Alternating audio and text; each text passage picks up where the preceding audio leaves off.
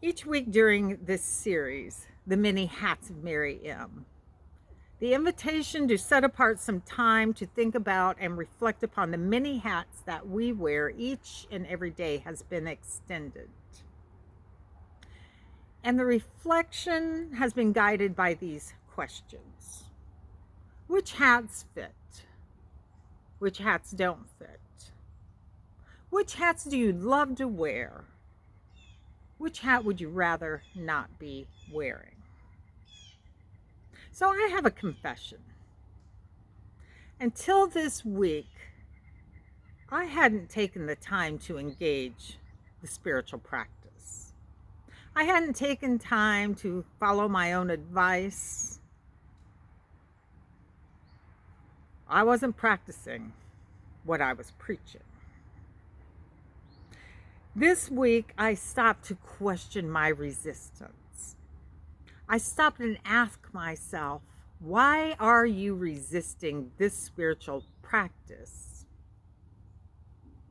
And what I recognized was I was responding just like the disciples. I was filled with fear, and the fear was freezing. My resistance was fear-based. I wasn't willing to walk forth and explore my own hats because I was afraid. That was the response that immediately rose up when I questioned myself. When I asked myself, why was I resisting the spiritual practice? Immediately I heard from within, I'm afraid it will take too much time. And it was those words, I am afraid, which stood out. And they stood out because I know that fears freeze me. My fears hold me back. My fears drain my energy.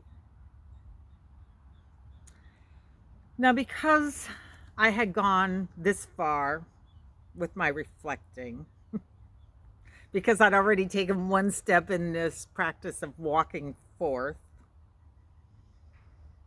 I went on and asked myself, what else are you afraid of? What else are you afraid of?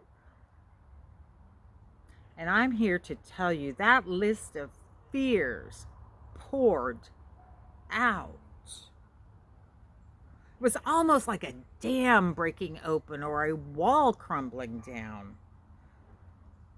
And to listen to my list of fears was incredibly difficult, and it was liberating. This is what I heard. I was afraid of being alone, afraid of not having enough, afraid of not being enough, and afraid of being too much. I was afraid of being misunderstood. I was afraid of being unwelcome.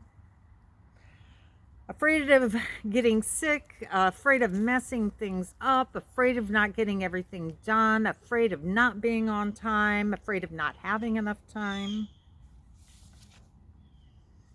afraid of afraid of saying the wrong thing, afraid of not saying the right thing, and afraid of not being loved.